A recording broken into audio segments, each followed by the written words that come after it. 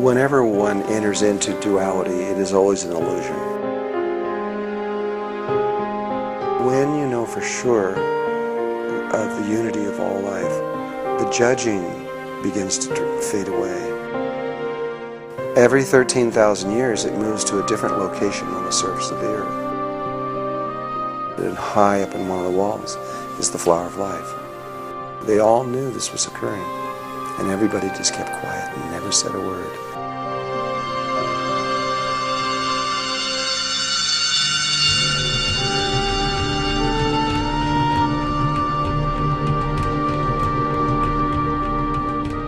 There is a way that if you are connected to Mother Earth and Father Sky, you can just stand there and not even be concerned. And so Melchizedek consciousness is back on this earth, helping to find ways to get every last single person through to the next level of existence. And there has never, ever been a time when we haven't found a way. Drunvalo Melchizedek is a Druid name. It was chosen for me by others, not by me. And what Drunvalo is in Druid terminology is a little tree that grows by a creek. So there's Drunvalo trees. They're little trees, and they just usually by small little streams.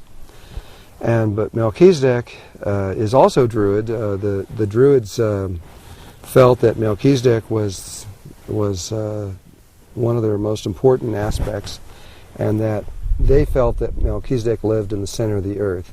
This ties into many of the indigenous philosophies around the world.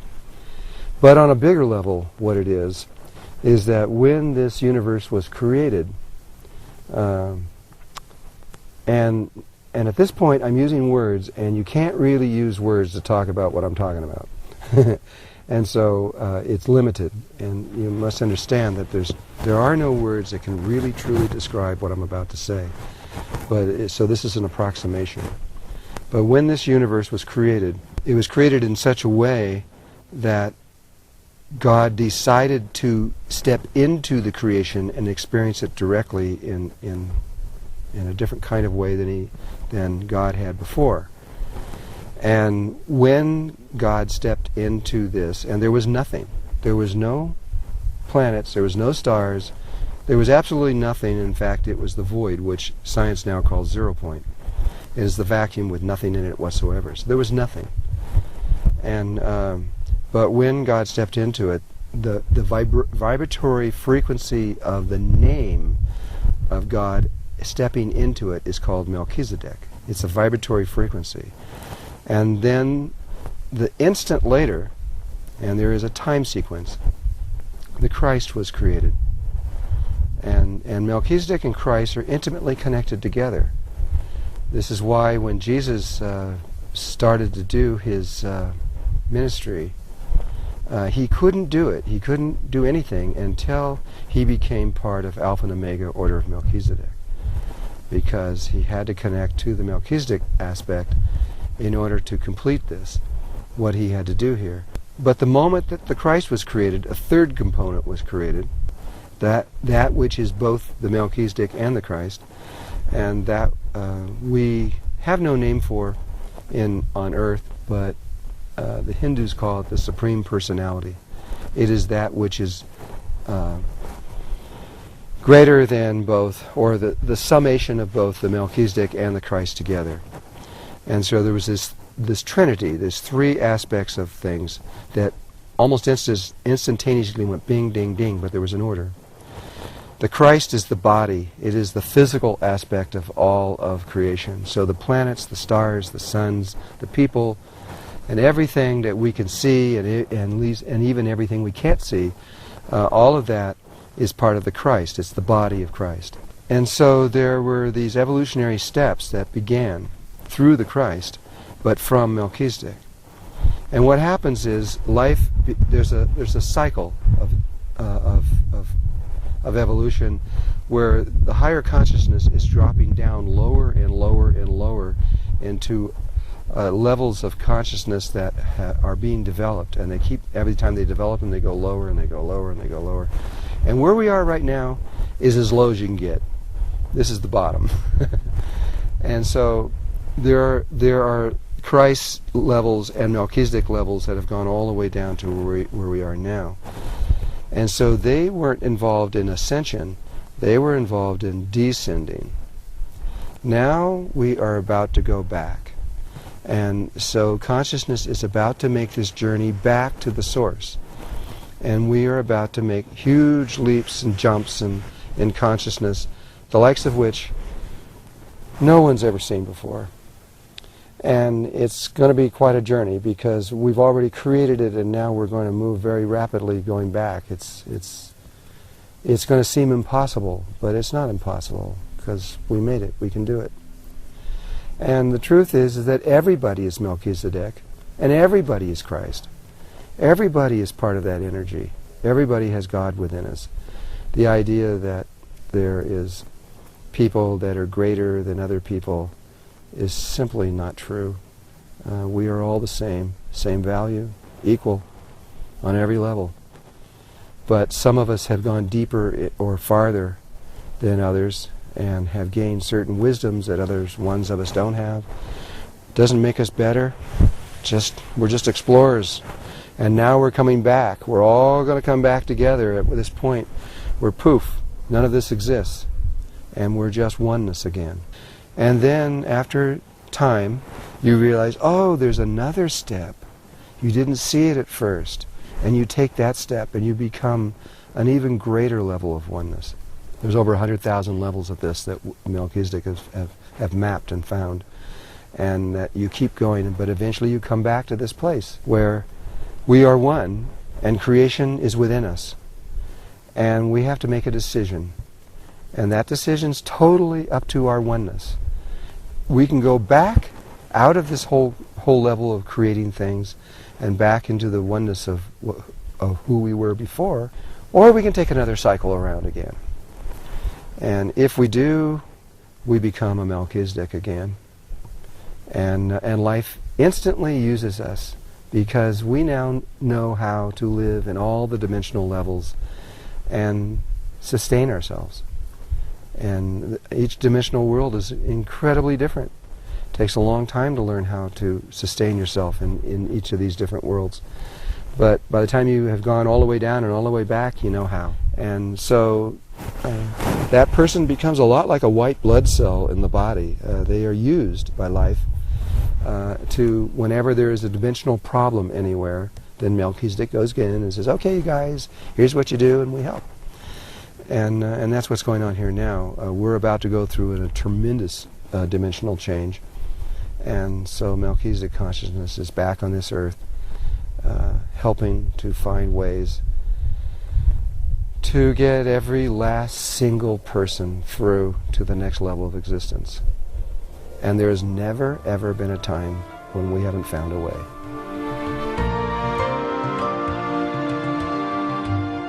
There's people from everywhere, and everybody here is into spiritual ideas and thoughts and meditation and yoga. The garbage men are into UFOs. It's kind of that's what it is, you know. It's an energy that comes out of here. There's very powerful vortexes. It's a rotating energy that comes out of the earth, and people, the Native Americans from long ago, they treated this place as purely sacred ground, and they didn't live here. Though they built houses and things here, they were like summer place or people that were traveling, and they came here to die and to be born. People come and they feel this energy, and if they stay here very long, it excites them, and they get interested in spiritual things. Perhaps it triggers Kundalini in people. I don't know, but there's something here. When I was doing work years ago with people, I used to do lots of workshops here, and part of that workshop is clearing emotional work. And I discovered right immediately doing emotional work here is different than anywhere else, because in other places to get the person going took a lot of energy. Here, you just give it a little push and they emotionally explode. They can't hold back. And it's the best place I've ever seen in the world to do emotional work.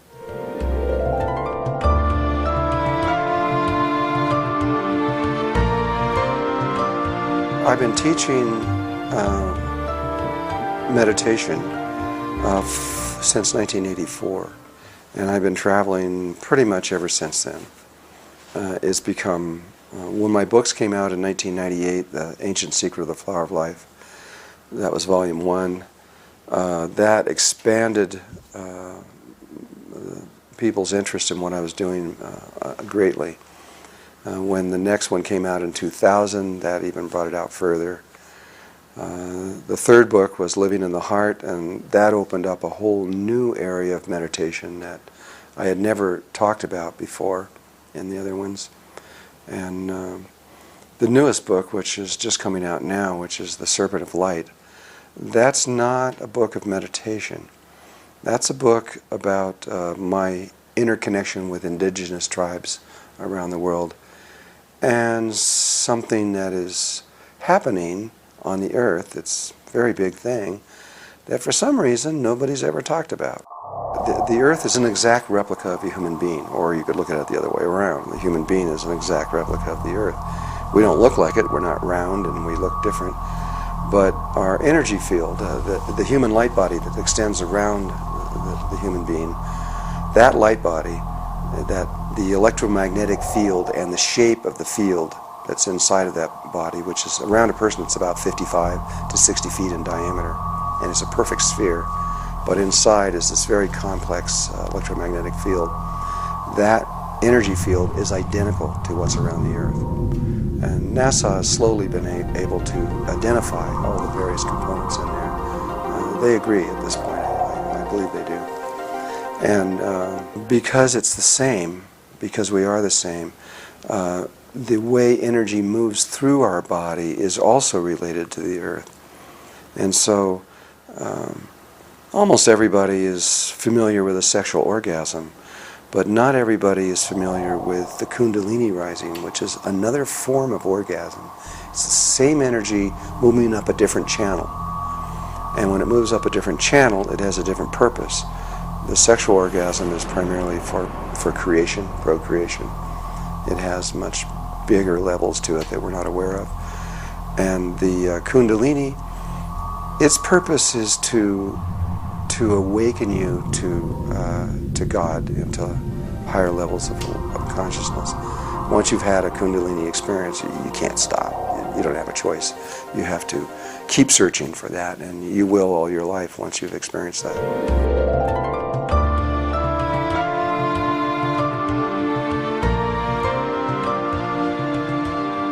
Well, that's what this book is about, the new book, The Serpent of Light.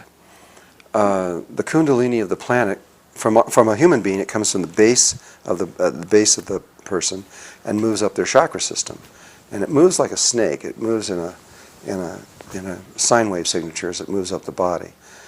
And in the earth, it comes from the center of the earth, the very, very center of the earth, which is the base chakra for the planet. And it comes up again in the same kind of way, and it comes up to the surface, and it links. So the two poles of the center of the earth and the pole of where it connects to on the surface of the earth, in between there becomes the chakra points of the earth. But it's temporary. It stays there only for it stays in one location for about 13,000 years. Geological time, that's pretty temporary. And then every 13,000 years it moves to a different location on the surface of the earth. And wherever it moves to, wherever it chooses, we don't have any control over that. Wherever it chooses, the people that live in that area, and it goes out for quite a ways. I don't really know, but I'd have to I could figure that out but I would say for at least 700 miles or so in radius around that area, anybody living in that area, it triggers their Kundalini. And so what happens is those people end up becoming the teachers of the world, the light of the world. The last time, it's just moved. And that's what this book is about, is this movement from where it was before to where it is now. And the journey, the stories, the history around this, because it involved close to somewhere in the vicinity of 1,000 indigenous tribes were involved in this. And so were the Tibetans and the Hindus deeply involved in this. They all knew this was occurring, and everybody just kept quiet and never said a word. It's incredible. Now that it is moved, and it's no longer where it was and where it is now, it's okay to talk about it now. It used to be in the western mountains of Tibet, and that is, and the serpent of light is the light of the world. It is the energy that not only those people that are in that tight figure, but it's for the whole planet. It affects everyone, and so that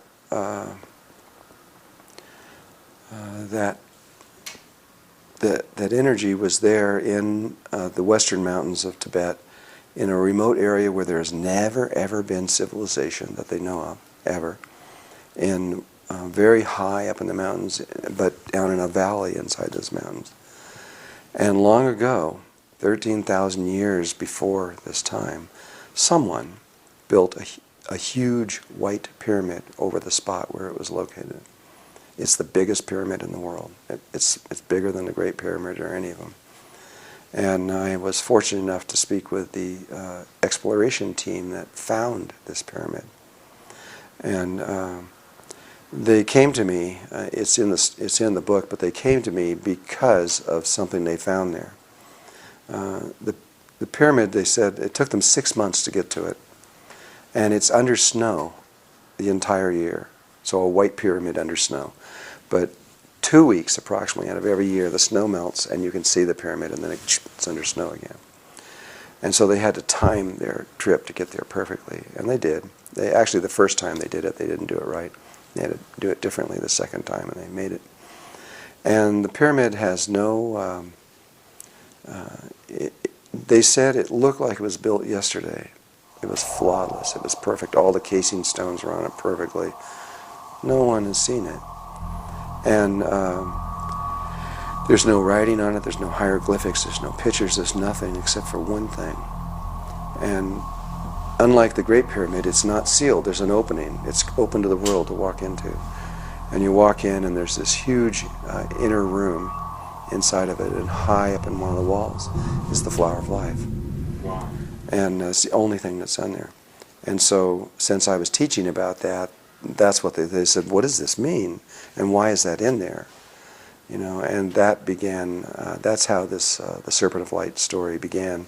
That was way back in 85 or 86, some back in there. The Flower of Life is found all over the world. The Mayans knew about it here. It's at Chichen Itza, and it's at another location. They brought me down into a pyramid to show me there. But the first place I found it was on a 6,000-year-old wall in Egypt, where the very first well, I had already known about the Flower of Light before we found it anywhere, because the spheres of light, or the angels, had been teaching me for a long time on the sacred geometry and how it all worked. I mean, I remember when I was first month after meeting them, they had me create a little star tetrahedron, which I think is like this little thing right back here.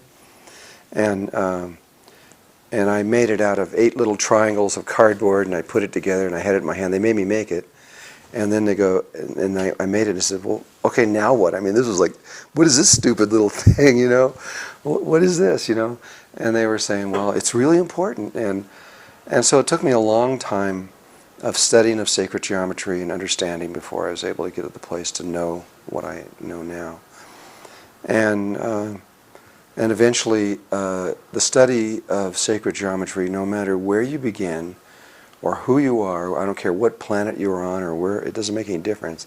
If you keep studying sacred geometry, you will always end up with the Flower of Life, because it's the key to everything, and it is the container of all other sacred geometry. It has everything in it.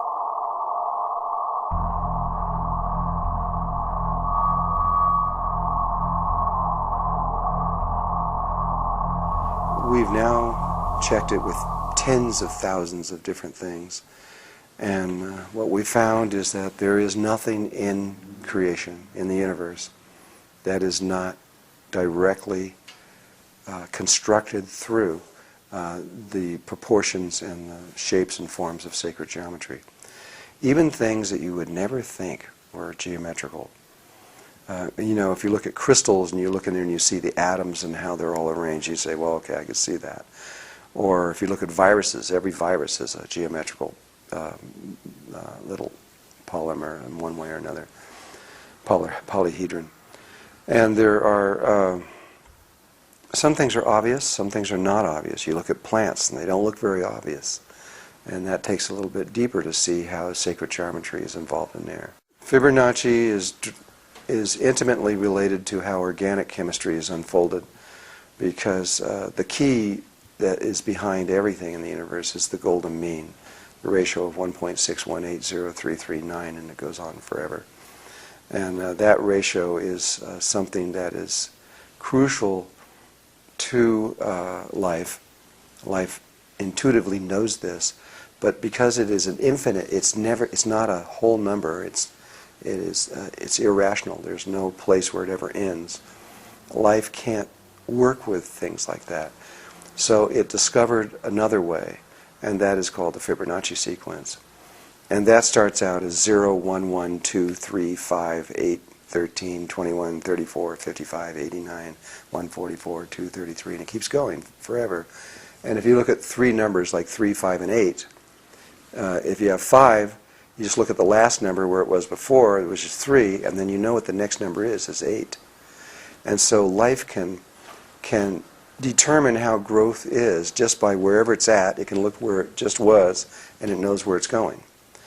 But the reason it's important is because if you divide 3 into 5, you will get a number very close to 1.618. But if you divide 5 into 8, it gets closer. 8 into 13, it gets closer. 13 into 21, it gets closer. And so by using that particular sequence, life continues to move closer and closer and closer to this golden mean ratio. But each time it makes a growth, it actually gets closer to the perfection of that number, because that last number it just was divided into what it is now is always closer than the set that it was before. It doesn't take very long. 13 into 21 is really close to the golden mean. If you divide 144 into 233, you're really close to it. And as things get farther out, they become so close that the human eye can't tell the difference.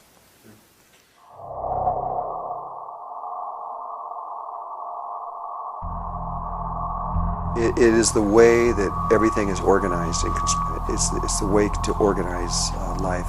All of your lattice structures of metals and all of chemistry and everything of that nature are all, without exception, based on sacred geometry. And you really can't understand what's going on in chemistry or physics or architecture or anything structural without understanding sacred geometry. If you don't know that, you are missing the most important key to creation, because you can't understand what it's trying to do. It not only does that, but it links one subject to the other. No matter what subject you're talking about, it's geometrical. And so once you understand the geometries that some subject is using, and then you look at a completely unrelated subject, you could take music in one case and perhaps emotional problems. And how can music and emotional problems be related? They're intimately related, but I can say that about any subject.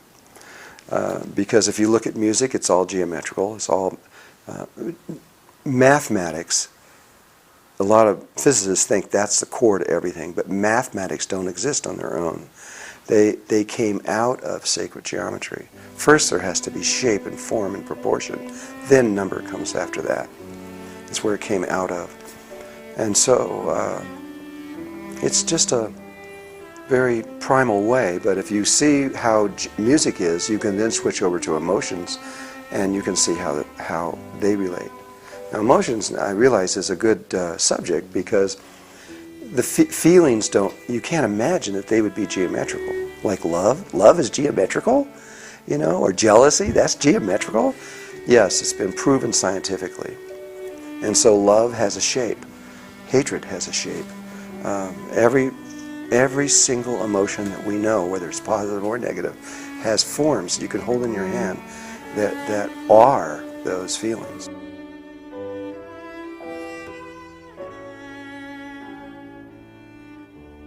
I wasn't trying to prove anything to anybody at all in the world, just myself. And I wanted to make sure, before I went any further, that there was only one God. Different religions have, oh no, there's more than one, and each religion says, no, my God is the only one, yours is wrong.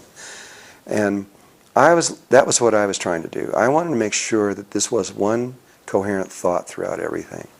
And by the study of that, at one point, it became very clear to me that there was a single mind that created the entire universe, a single thought. And it can be reduced down to a simple sphere. That's all it is.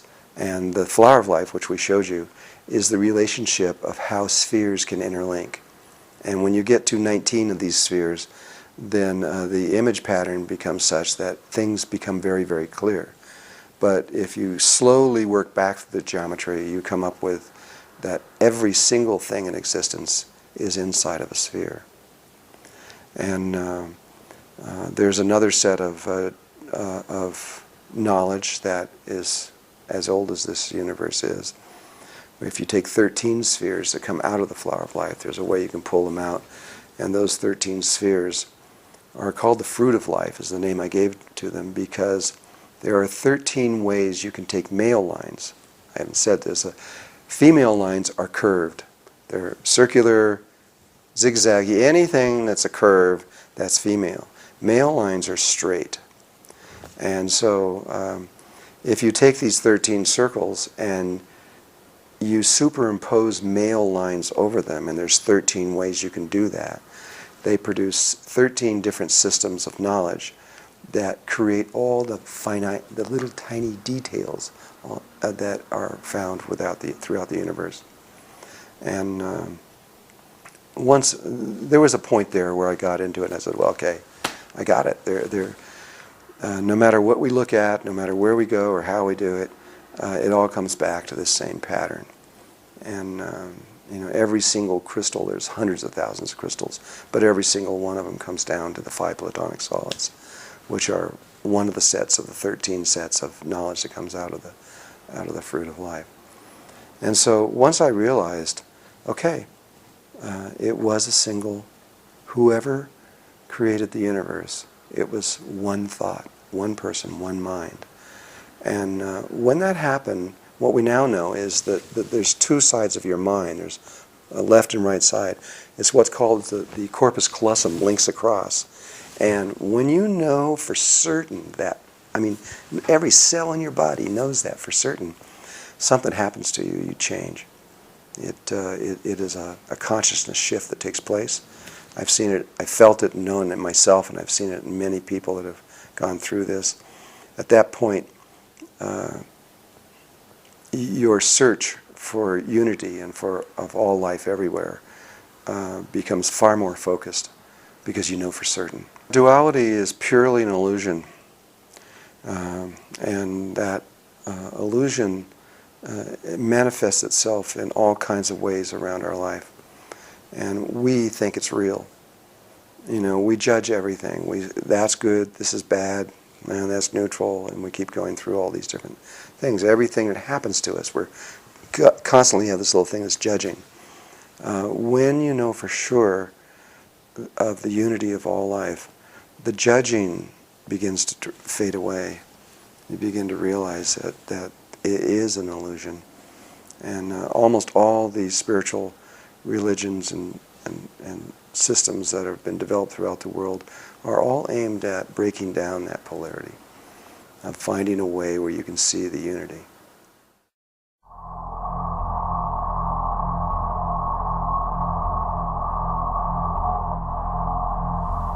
Well, the unity is always there. Whenever one enters into duality, it is always an illusion. And it's a stage of consciousness. We've got consciousness levels themselves down to sacred geometry. And you can actually see it. It has to do with the squaring of the circle. If you take the square, perimeter of a square, and then make that equal to the circumference of a circle, that gives you 1.6180339, and the golden mean appears.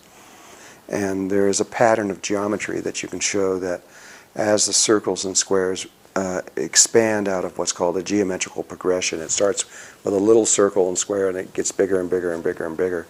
As these things progress out, there's very definite points where they become very close to the golden mean, and as they expand out further, they keep getting closer and closer, just like the Fibonacci sequence does. And so there's a point where life becomes focused at one point, where humankind becomes focused anyway. And that level is a unity consciousness because it's very, very close to the golden mean. And those would be people like the Kogi in Colombia, or the Aboriginals in Australia, or the Waitaha in New Zealand. Some of the very, very old tribes that go back much farther than our archaeologists have ever dreamed. And at least according to them, and I believe them. And but they have a different DNA sequence than we do. They're different. You can tell. You could scientifically prove if they're in there or not. And then there's us. And that's the next level out from there. And if you measure our circle and square, the one that produces our level of consciousness, it's not even close to the golden mean. We are a disharmonic level of consciousness. But in the wisdom of the Creator, in order to get from the first level to the next level, which is also harmonic, we have to pass through this place we're in. And I see it kind of like a stone in the middle of a river. And you're trying to get from one bank to the other. The two banks are harmonic. And that little stone's not very harmonic. It's not a very safe place to be. And so you just land on it and you get to the other side as soon as you can. You don't stay there. You know, well, we've been there for 13,000 years, which is a very quick jump. And but if we stay where we are, we will kill everything, because we're not in harmony with the rest of the universe, or even this planet. And so our very nature of who we are is dangerous. But we have to pass through here. We have to be who we are. It's not wrong. It's not bad. It's just necessary. And then we get to the other side, and then we're into even a higher level of unity than we were in the indigenous people. And that is the goal of everything that is going on Earth right now.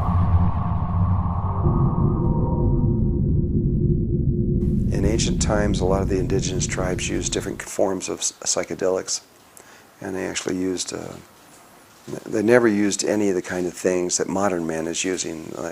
Those kind of drugs are bad for consciousness, because they make you go back down the other way. But a lot of the psychedelics that they used, the San Pedro cactus and the coca leaves and the mushrooms and things like this, these were the natural things that they used. That was another way for them to begin to see that there was more in consciousness beyond it. Once they experienced it, they would search the rest of their life trying to find what that was about. In the world, there are many beautiful ways of meditation that will lead you into that. There's not just one pathway. I mean, I have been shown a pathway which I teach, but that's not the only pathway. There are a lot of other ones that will work just as well. And so Tibetan Buddhism has their ideas, and Hinduism has lots of ideas. Sufism has other ideas.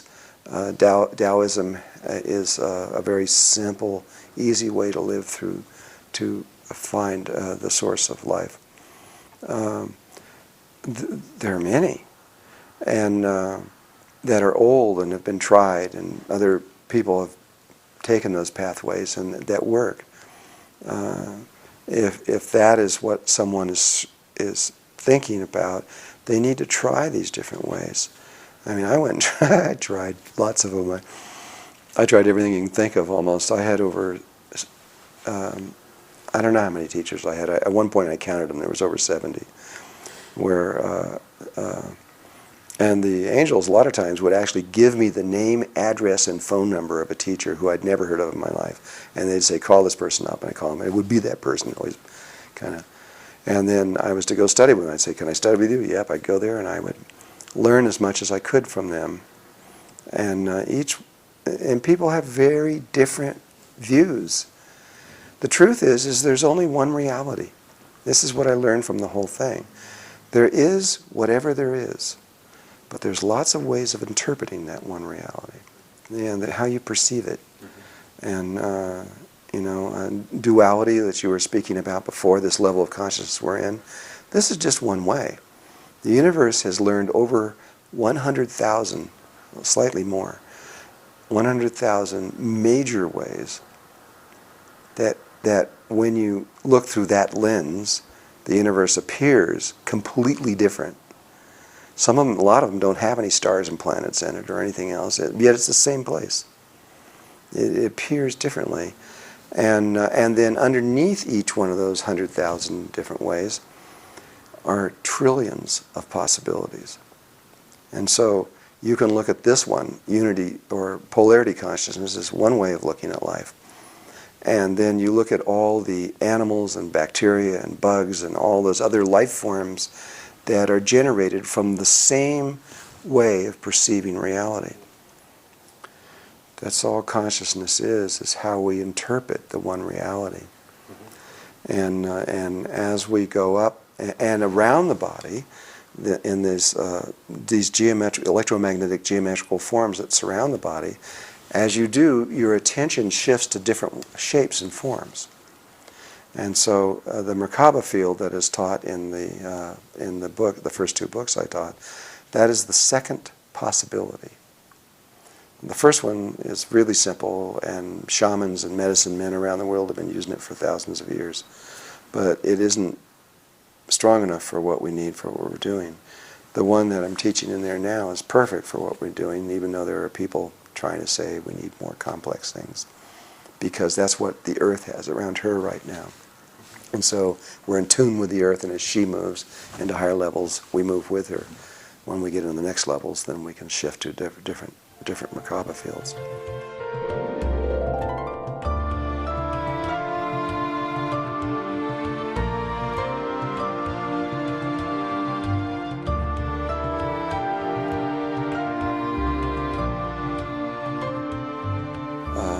Global warming is connected to consciousness.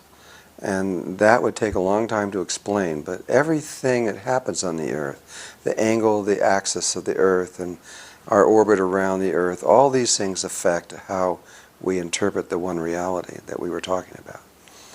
Global warming is nothing new. Of course it's happened before. We've traced it back 240 million years. And there's been a cycle going on for a very long time. There's a man named Dr. John Hamaker. His work was significant, and that was in, I believe it was the late 60s or so when he presented that information to the world. Hardly anybody ever brings him up.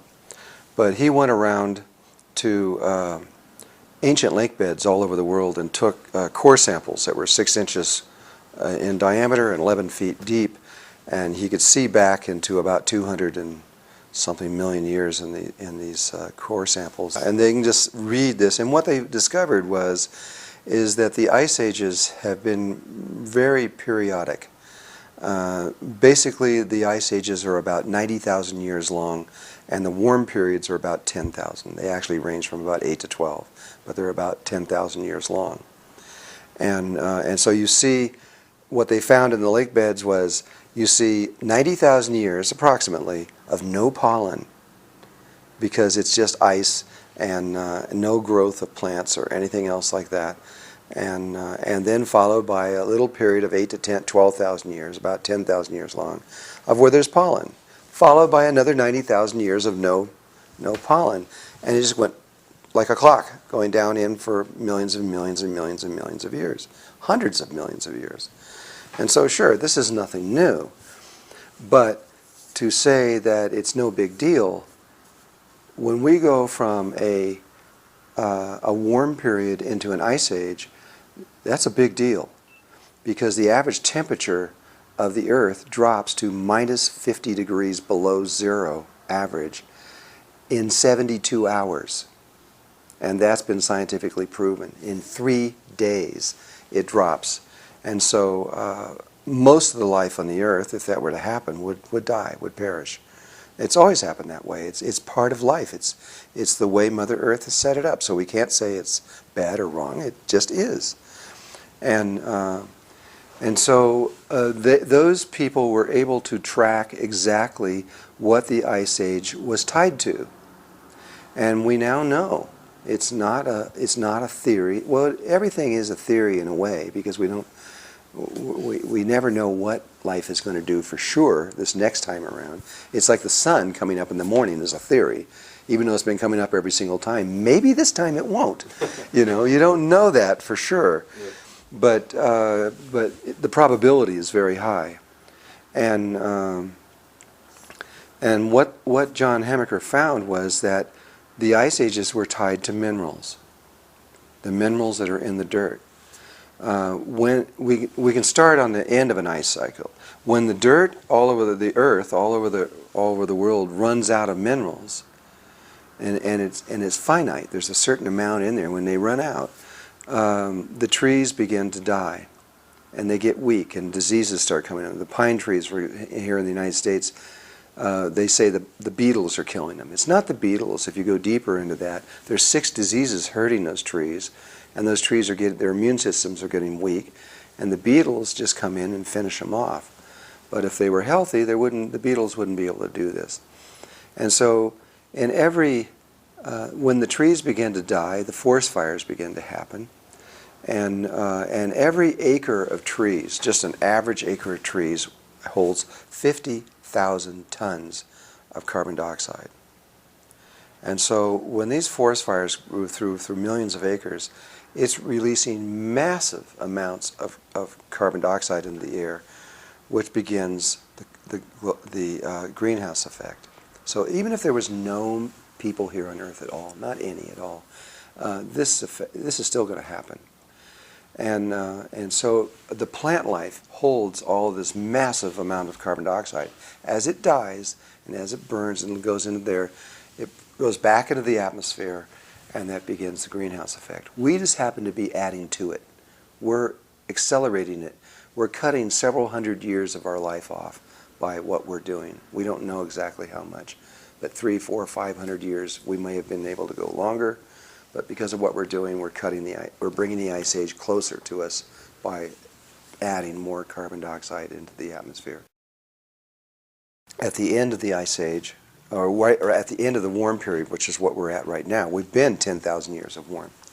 And when we get to the end, the minerals run out, the trees die, and everything, and it goes up in there. The greenhouse effect begins to happen, and that begins to warm up the oceans. And right now, the oceans around the equator are like 86 degrees. That's not normal. They're very warm.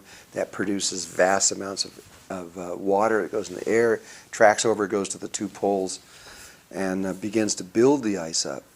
But at the same time, the warm temperature begins to melt this ice. And so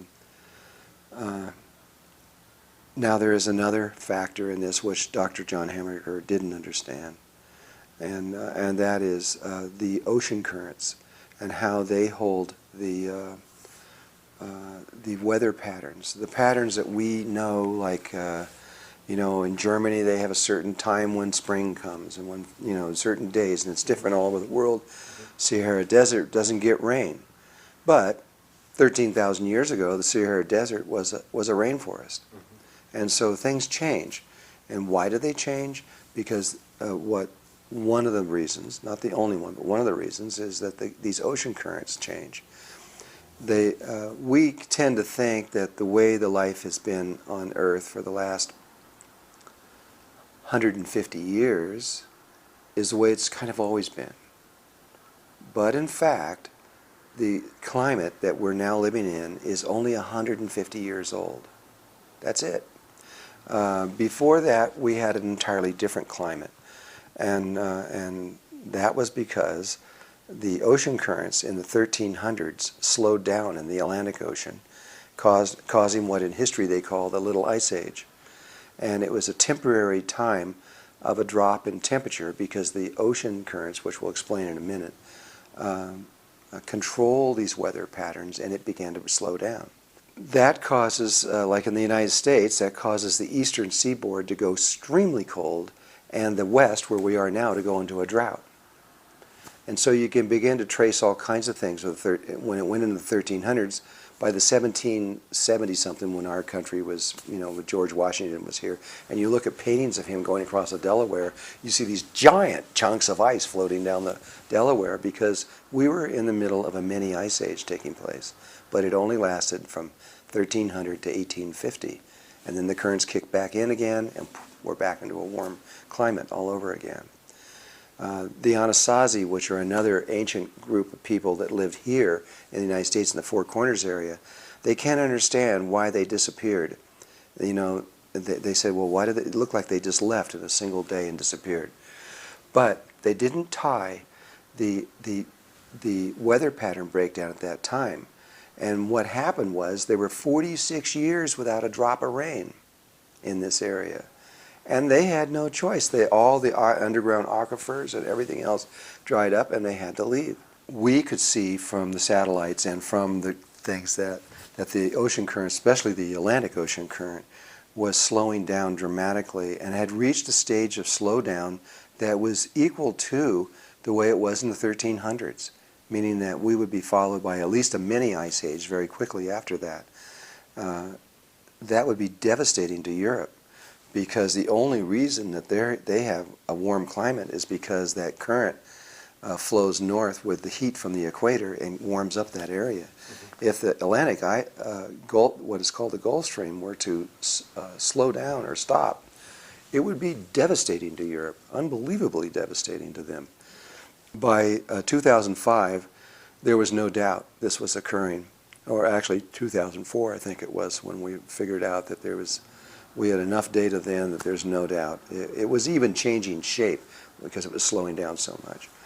And I went on to German television. I told them, you guys are in a lot of trouble, and you have to begin to plan. They became very angry with me. I got all kinds of hate mail and emails and everything else saying I was crazy, didn't know what I was talking about. But I got letters from Sir David King, who is the eminent scientist who was under Tony Blair, who said that every word that we were saying was accurate and true, and that he agreed with us, what we were saying. And Andrew Marshall out of the Pentagon, Bush didn't want him to talk about this stuff, but he did it anyway, and he published in February 7th of 2004, he published in, Fortune magazine, all the secret papers of the Pentagon about weather. He showed how the satellites only 30-something years ago of what the North Pole looked like, and it's like this, and then he shows it in 2004, and it's 42% melted. And the following year after that, the biggest ice shelf at the North Pole broke apart. It was an ocean of water, literally melted and broke apart. You see, as these minerals run out and they start causing the greenhouse effect and heating up the oceans, they start melting the poles. And when the poles start melting, the ice at both the North and the South Pole is fresh water, not salt water. And what drives these currents, the motor that drives these currents, is not heat, it's salt. And so if you look at the Atlantic current, it comes up by the equator, and it comes up to the surface, and it's like a hot river flowing on the surface that heads north. And it keeps going north until it gets way up by Greenland, where as far as it can go, and then it drops to the bottom. And what's dropping to the bottom is the salt. And that's what's pulling the water up. That's the motor, is this salt dropping. When it gets to the bottom, it runs along the bottom till it gets back to the north, and the heat rises back up, and then it comes back over the top. So it's a big three-dimensional circle going like this. You might just say a big three-dimensional convection current. But it is salt. Without the salt, there can't be any. And so as the poles melt and the northern currents are flowing billions and billions of gallons of fresh water, the ocean near there, the salt density drops. And so this thing doesn't fall as far, and it begins to slow down. And this is how this works. By May of 2005, I had alarmed Europe so deeply that they wanted to prove it, and England sent their submarines up to where these currents drop, and they actually measured them. They came back shocked to find that the currents had dropped by 80% of their normal flow. They were only flowing in May of 2005 by 20% of what they were supposed to be flowing. That triggered the entire European Union to come together and say, we're in trouble. Because that means that very, very soon the kind of weather that they're experiencing is going to vanish, and it's going to vanish, if you go by scientific evidence, in 3 days. It's going to disappear. And all of a sudden they're going to find themselves in an eternal winter, that they will not see the sun again for 90,000 years. And this is the scenario that we know is going to happen, because it's happened hundreds and hundreds of thousands of times in the past before. Time magazine came back with an entire issue that was a 1/4 inch thick. It was this huge thing. And they were saying, well, that I hadn't figured out the tree ring theories of what all this is about, meaning that it isn't just the Atlantic Ocean that's breaking down, it's all of them. And all the currents are beginning to slow down from this. And that means something much bigger than what happened in the 1300s. That when that begins to happen, that is a true ice age, global, worldwide. And you know, Al Gore knows this, but he won't. I think he's afraid to tell the truth, because the truth is scary. The South Pole is what's interesting to me, because there's enough ice in the South Pole to raise the oceans a long ways, close to 200 feet or so. And I remember about 4 years ago when Larsen's ice shelf broke off, and that raised the entire world's oceans about maybe a 1/16 of an inch or something.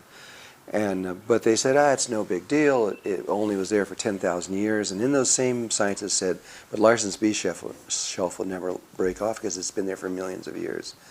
The following year, I think it was, Larsen's B shelf broke off.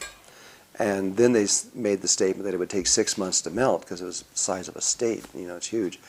And but it didn't. It melted in 30 or 45 days, I don't remember. And that raised the entire world's oceans almost an inch. But the one that I'm concerned about, and the scientists that I know are really concerned about, is something called Ross's shelf. And that is a piece of ice a couple miles high. And right now it's breaking across the back.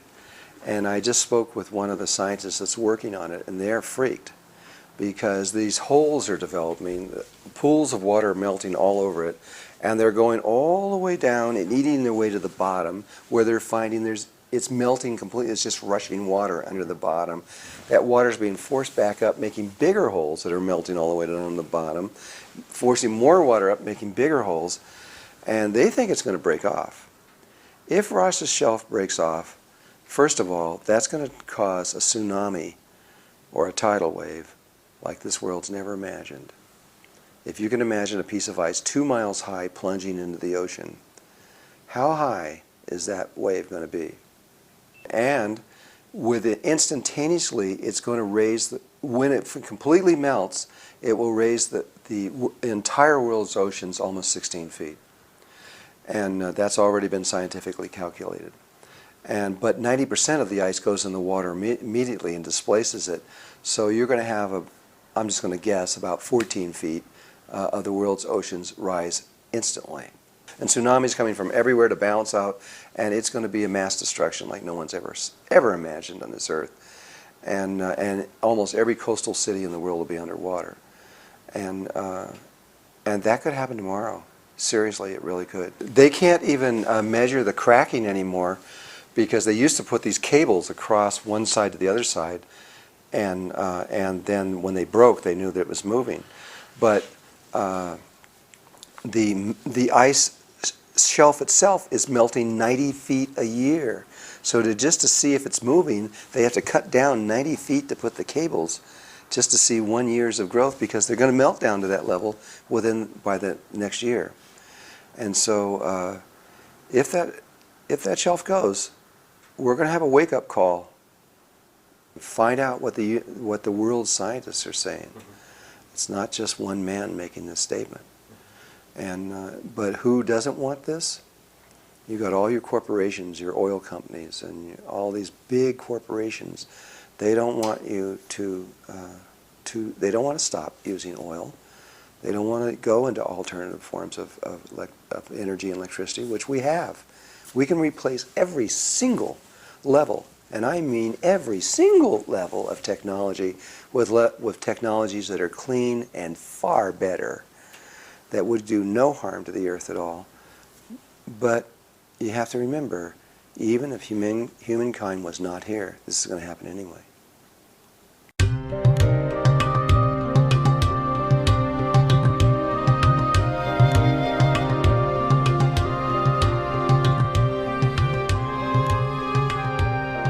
From what I've learned through the indigenous people around the world and about human consciousness, there is a way there is a vibration and a way to be. They all talk to me about this, that they know these things are coming. The Mayans are about to give their predictions and everything on this, and they know this is coming. But there is a way that if you are connected to Mother Earth and Father Sky through your heart in a certain way, that they all are discussing with me, that you can just stand there and not even be concerned. Because what happens is Mother Earth actually changes the reality around you. She selects these people that have this vibration, these people that are in their heart, and she keeps them alive. And this is one of the big secrets about all of this that has been known before. But people have been able to change the world around where they live based on their ability to stay within their heart. If you live in your mind, what the indigenous people are saying, you don't stand a chance. We have been working with what we call reversing consciousness, just like reverse engineering and things. We started with the human light body, and we've mapped that whole thing out. And then after that, we went into the internal brain structure of the pineal gland, the pituitary glands, the thalamus, etc., and how all that works. And just as in most human beings, the Merkaba field, or the light body, is not working. It's like a seed. It's there, it's intact, but it's not actually functioning. Even when you activate it, there's still more to it, and it's not talked about in any of these books. This will be another book coming up that it took me a long time to understand this, and this is all indigenous people that taught me all this stuff. I mean, they know the inside of the brain better than most brain surgeons. It's amazing what they know about this stuff. There are 8 beams of light that come out of the head, or should come out of the head, if the head is healthy and functioning, just like the light body itself. If it's functioning, it begins to spin and do all these things. Well, these 8 beams of light are, on most people, have reduced to just this little colors that are around the head. They look like fog almost. But with a certain understanding, with a certain breathing and awareness that you do, these beams pop out, a sphere of light forms around the head, and you begin to glow, and you can scientifically see it. And that is a part of how this outer world was created. There's a connection through all of this. There's 3 different glands and 3 chakras that have to be aligned, and when they are, and when they're functioning together, what is called your third eye opens up, and it is prepared to receive something from somewhere else in your body, which we now know is the heart itself. And hidden deep inside the heart is a little tiny space that Stanford, through heart math, is mapping and trying to describe scientifically what it is, where creation takes place. And this is where all these stars and planets, if you go back into a book called the Upanishads, 6,000 years old, it's 108 people that went into their heart and went from their mind back into their heart. And when they got in there, they just wrote about their experiences. That's all it is. But in there, they all talk about how when you go inside the heart and you're not in your brain at all, you're in your heart, and you look around, you open up, and there's the stars. All of them, exactly as they are here. There's the belt of Orion, the whole thing, just like the same feeling of depth of space, the same everything. And it's almost like the human body duplicated this reality. But what we now know, and what the ancient teachings all say, is that that's where it was originally created. And from that image of the stars and planets and the earth included, that image was transmitted along toroidal lines of energy that Stanford has found. This is a toroidal field. It is unique. As you can see, these different colors will come through and fold on itself. So this can not only turn this way, but simultaneously it can be rotating this way while it's doing this. There is no other shape in existence that can do this. This is completely unique. It's the first shape that comes out of creation. But this shape is around the human body, and it comes out of the heart. And it's a big one, and it's 8 to 10 feet in diameter. And then inside is a smaller one that's about this big, that's around here. And they know it comes out of the heart. Well, along the lines of this inner one here, the image that comes from the heart comes up along these lines, comes to these tubes of light that are out of your head in a very specific order, and receives them. They come into this pattern in here. They come out through, and then there's a geometrical field out right at your fingertips that Leonardo da Vinci discovered. And that one is the projection screen, basically. And the inner worlds of the heart are projected out through the mind out here, and then we think it's real. And we're really walking around in our mind. It's not really real. It's an illusion. And they've said this for 6,000 years. In Hindu, it's called Maya, which is illusion, which actually means not true. And the ancient teachers and enlightened ones from a long time ago knew this. And this is how creation takes place. This might be a good place to talk about this DVD that was out called The Secret. And The Secret is how to create through the mind, how you can actually create something. You can bring whatever you want to yourself, if you're inclined to think in materialistic ways, that you can bring money to yourself, or all these things that they were talking about. Or you can create healings for yourself, and you can make your body healthy. Or you could bring people to you want. And behind that they talk about the law of attraction, where you are you bring to yourself whatever you're thinking and feeling. You create a vibration, and that energy begins to come toward you. Sure, this is all true, but that's assuming that what is out here is the source of creation and is real. And it's also assuming something that they didn't understand when they wrote this, but which the Tibetan Buddhism did understand, and some of the other ones were clear on. The writing of the Secret is not new. They've found, Greg Braden wrote a book called The Isaiah Effect, which was based on a scroll that was found in a clay pot from about 500 BC, near where the Dead Sea Scrolls were found. And it talks about the same exact information that is in The Secret, that your thoughts are based on logic, and you can go through where you place your attention and your intention, and your intention has 3 basic patterns of what happens with your mind, your heart, and your body. And if you engage all these things together at one time, you're going to get exactly what your intention is. But what the creators of The Secret don't understand is the instrument that the creation is being done through is the mind. It's the brain. And the brain is a polarized tool. You've got the left brain and the right brain. And then the left and right is the front lobes and the back lobes. And it keeps going through what I believe is 64 different divisions. The same 64 divisions of the 64 codons that are in the human DNA.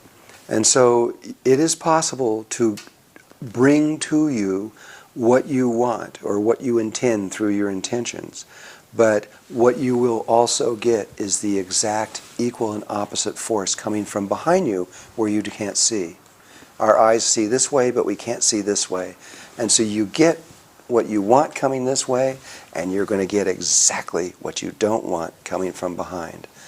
And so, and there's now a man named Dr. James Hart out of California, one of the brain experts in the world. He's considered one of the two greatest brain experts on the planet ever to live. And he agrees with me that they've found scientifically that you can go in using the brain and you can create anything, but you always get the opposite thing also. So what's going on in the world is you've got 6.5 billion people in the world, and most of them want peace. I mean, you know, they're praying together, these huge circles of people praying for world peace, but they're never going to get world peace as long as they pray from the brain. They're going to get a world that's half peace and half war. And it's just going to keep generating that half peace, half war until they learn to create in a different way. There is another way that the indigenous people tell us all over the world, and that the ancient people, the ancient Tibetan Buddhists and the other ones talk about, that you can create, which is creating from where the original stars and planets were created, which is in the heart. If you leave the brain, throw it away, get out of there, and go down into the heart, you can do the same thing. You can create there. You can bring anything you want. You can change the world. But you won't get the opposite effect. On another way to explain this is that we have two heart chakras. One here, right above the sternum, one distance between the tip of your nose and your chin, above that, which is averages at 7.23 centimeters. Two heart chakras. The lower one is connected directly to the heart. The upper heart chakra is connected to the right brain. We have an emotional body that we're all familiar with. You know, we feel love, we feel hate, we feel joy, we feel sadness. We can feel all these things, but all that emotional body is coming from our right brain, and which is connected to this upper heart chakra. If we were to connect, what we don't know, most people don't know, is that we have another emotional body, and that's connected through the heart. But that emotional body has no polarity to it. And so there is the only place that you can experience what everybody's talking about of unconditional love. In that spot, you can actually have unconditional love and experience it. But from the brain, which is where most people get married, they fall in love from the brain, they see them, they're beautiful, they want them, they marry them. But that kind of relationship, they'll be there and they'll be talking how much they love each other. I love you, I love you, I love you. And then one will say something that hurts the other person's ego. And just like that, they hate them. And they'll start screaming at them. They'll say the wrong thing. That's brain love. But there is a love down here that no matter what you said or what you did, you could kill somebody, but if they love you, they wouldn't change loving you. That's hardly ever been experienced. Women get that experience usually for a short time. They have a baby, the baby comes up, it's on the breasts, they're looking down, and now they're loving that person from their heart, not their brain. And they would die for that baby. They would die. They would give up their life in a moment. That's unconditional love.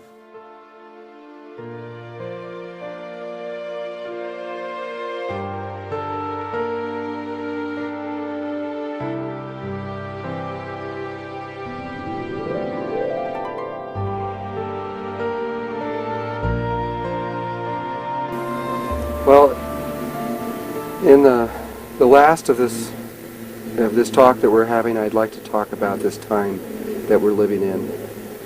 We began, this change, of course, began when humanity began. But about 100 years ago, at the turn of the 20th century. At that time, we were riding around in horses.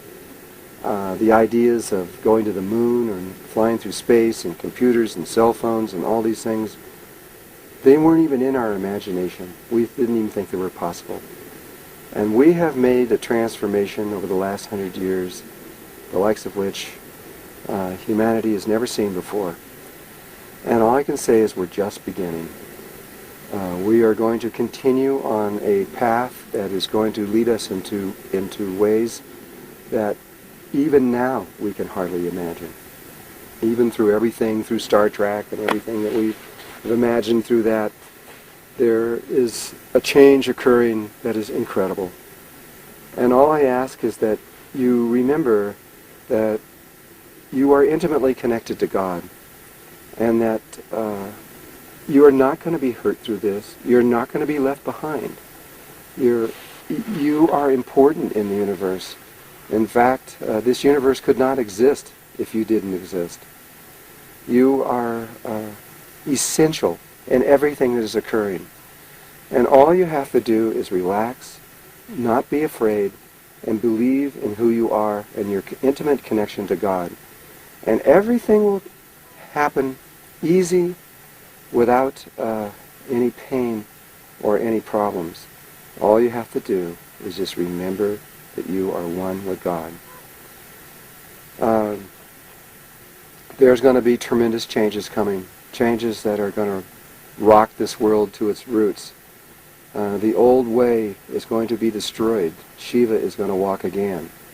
And the financial systems are going to go down, and everything we know is going to break down, because that is the way it's supposed to be. The old cycle, the old male cycle, is always destroyed, and then we enter into the new female cycle, the female cycle of light. And she always leads us back into balance, into harmony. And it's happened so many times before. This is nothing new. But don't hold on to the old way, because the old way is going to go. It's going to go right before your eyes. But right before your eyes is something new and beautiful and brilliant that's going to appear. And know that it is for you that this is happening, and for your family, and for life everywhere. It's not a war. It's not Star Wars. It is evolution. It is part of the cosmic DNA that has been planned from the beginning. This is an exciting time to be alive. This is a time of great joy. And you will remember everything you need to remember. You are perfect right now, even though you may not think so. You may think, well, I can't even pay my bills. I can't even figure out how to keep a relationship going, and my children are in trouble. Yeah, I know. We're all going through that. But inside of you is this brilliant light. And that light is going to emerge out of you at the right moment, at the right time. And all you have to do is just believe and wait, and it's all going to happen. So there's no reason for fear. There's only reason for joy. And I love you all. I really love you. And it won't be long. We're going to be in another level of existence, at which point you'll understand everything I'm saying.